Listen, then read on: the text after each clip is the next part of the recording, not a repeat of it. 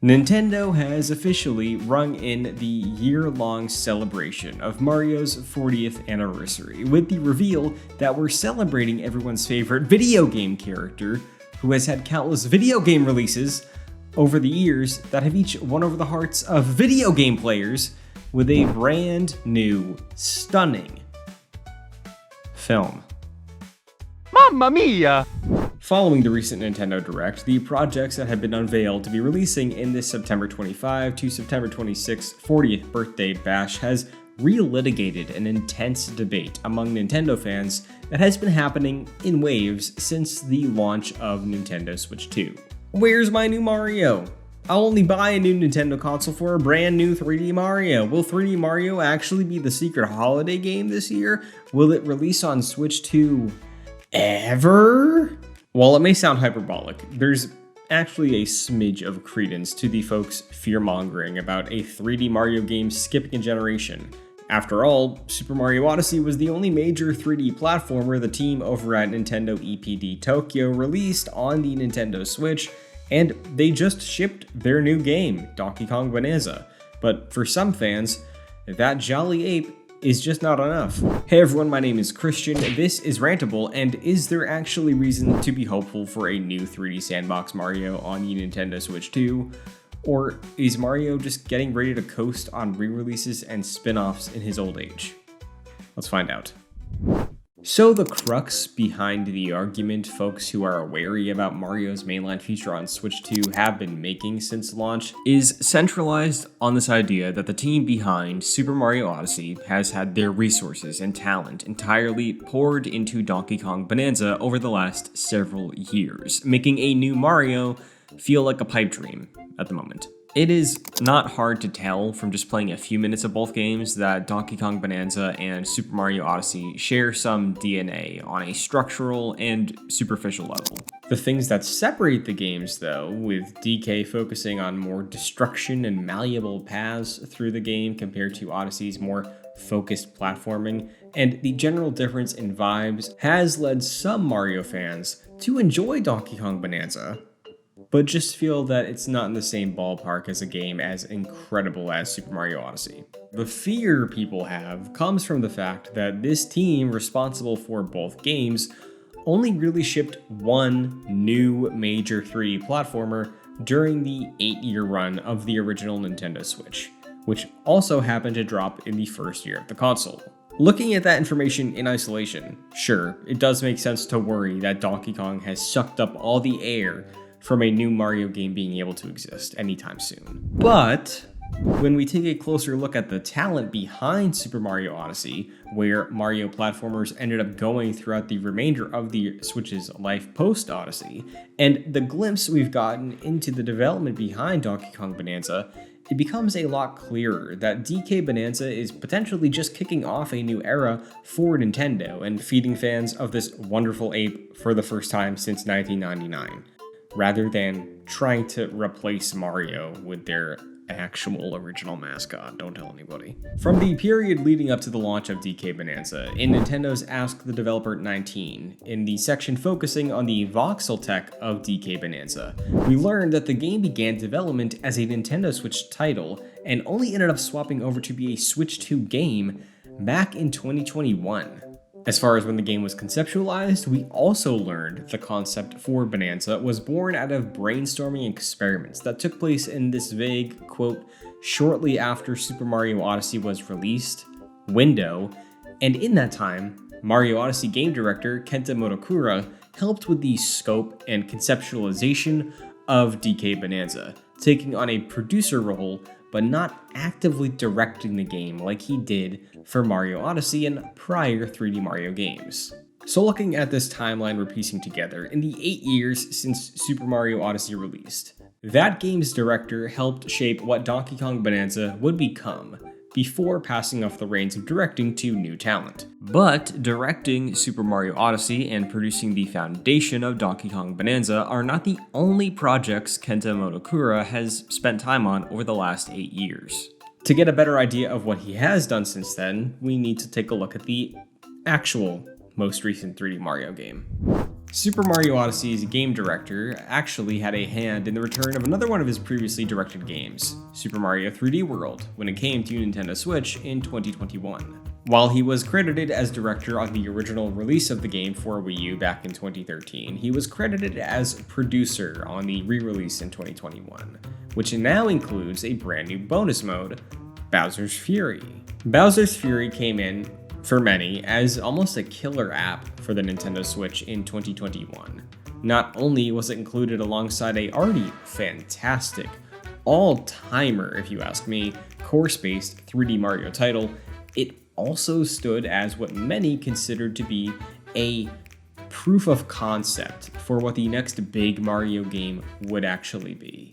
Leaving behind the mostly static camera angles of Super Mario 3D World, but retaining the power-ups from the game and the general mobility that Mario had in it, Bowser's Fury offers a wide-sweeping platforming open world, or maybe more accurately, open region.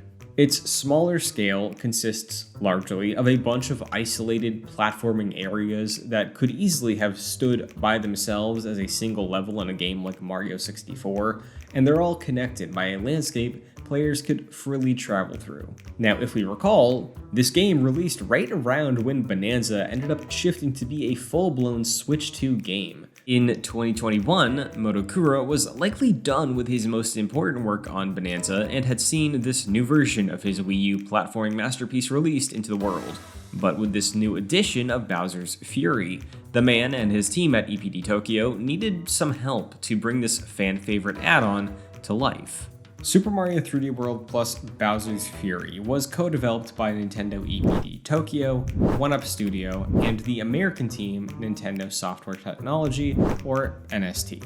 The extent of the co-development that Bowser's Fury and this re-release of 3D World saw is a bit nebulous, spread out across the three teams that developed it. But I think in investigating this crossover of production timelines, talent, and trying to find out where Motokura has been spending his time since 2021 with the release of Bowser's Fury and pivot of Bananza to being a Switch 2 title, is really what's cluing me into where I think Mario's future on the Switch 2 lies. While Bowser's Fury was, again, received like a proof of concept amongst Nintendo YouTubers and hardcore fans on forums, existing as this bite-sized glimpse into how Mario's next 3D adventure would be structured or feel like to play, I think that's just straight up wrong. Not only because I think a larger version of Bowser's Fury kinda sounds miserable to play through, the central hook of that experience really just works well for a small-ish map. Making it bigger is just asking for... I also think that read is inaccurate because the game is a retooling of pre-existing Mario building blocks, and I think there is meaning to that asset flip. I think, more than anything, Bowser's Fury was an audition for a new team, or in this case, teams, to take a crack at leading development of the next mainline Mario game, while the core EPD Tokyo team was creating Donkey Kong Bananza at the request of Koizumi. Now, before you tell me that you think Bowser's Fury was actually just mostly made by a small team at EPD Tokyo with a box of scraps, because they had worked on smaller projects before, like 3D All-Stars, we need to remember Donkey Kong Bananza was a big and important game that needed to sell a new console, so to me, that feels a bit like an all-hands-on-deck situation. Before you write off support studios as being able to tackle a project like Bowser's Fury, let's at least take a look at what these other teams have been capable of in recent years. 1UP Studio is actually credited on a number of somewhat recent Nintendo titles, starting with Mario Odyssey going all the way to Donkey Kong Bananza. And similarly, NST is known for being a support team mainly working on ports. Until recently. Bowser's Fury marked a bit of a shift for NST. The team received co-development credit alongside 1UP Studio and EPD Tokyo, and that came after years of ports and just development assistance. In the years since Bowser's Fury has shipped, NST has developed 2 titles on their own, those being F-Zero 99 and the remake of Mario vs. Donkey Kong. So looking at their output, there's a clear evolution of this team being able to take on larger games and more substantial things than just ports. Now again, this is pure speculation, but to me, when we look at the story of these teams, 1UP Studio and NST, under the guidance of EPD Tokyo, I can't help but wonder if this co-development process for Bowser's Fury, an experiment playing in the sandbox of an already great 3D Mario game, working in elements from said game's follow-up, Super Mario Odyssey, with supervision from the director of both titles, it feels like this tease of Mario's future was more or less just the product of a teaching process that brought these support teams up to that next level. It would help to explain the man's more foundational role in helping DK Bananza get off the ground, and what he may have been up to in a hands-on director role since 2021. In this timeline we're trying to organize, we may be looking at a scenario where after Super Mario Odyssey was released, Donkey Kong Bananza was making great development progress as a Nintendo Switch game. Ended up being held to be a Switch 2 game, while the director of Mario Odyssey, who helped establish what DK would become, was busy being more hands-on, working in the direction of a new Mario game, making it with talent that he trained from developing Bowser's Fury. Now, if that's the case, what type of Mario game could we be looking at here? Even if we ignore the straightforward and iterative new hardware that is the Nintendo Switch 2, the games the company has shipped over the last couple years have either made a ton of sense as follow-ups to already great games building off what was great, or delivering games that their older, hardcore fans have been screaming about for decades. Like, can you seriously believe they actually remade Super Mario RPG and re-released, kind of remade, Paper Mario The Thousand Year Door? Both of those are just slam dunk easy moneymakers that you know at least 2 to 3 million people are gonna buy. So with that line of thinking, looking at the main event of Mario's 40th anniversary being a Super Mario Galaxy movie, kicking off this anniversary running from September to September with a double pack of Mario Galaxy and Galaxy 2. I think the 2026 holiday game is Super Mario Galaxy 3.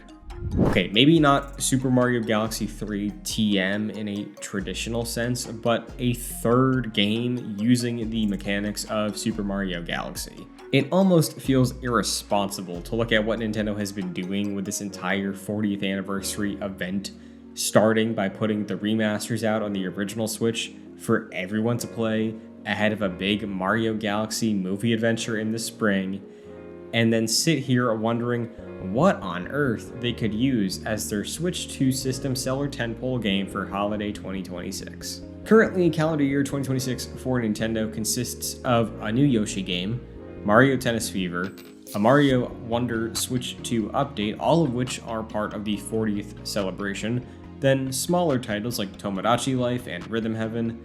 The big dog currently is Fire Emblem Fortune's Weave, and as stoked as I am for that, and despite seeing a lot of success with some recent Fire Emblem releases, Fire Emblem is never really a game Nintendo builds a year around. Beyond just simple reading into synergy of the Galaxy film, the double pack, Old Spice products, and other Galaxy-themed merch, Motokura also did work on both Mario Galaxy and Galaxy 2 before stepping into the director's role for 3D World. Considering Motokura was involved with Bowser's Fury, which went back to the well of 3D World with the learnings of his time on Super Mario Odyssey, I can see a world where the next big Mario game led by Motokura revisits the idea of zero-gravity platforming in a major way with the hindsight of Mario Odyssey and now Bowser's Fury, putting his modern stamp as a director on the concept of the Galaxy games. Games he did work on, just not in a leadership position, as the grand finale to a year kicked off by a Galaxy film. It seems like a bit of a dream, and a game that would be a killer app in your second holiday.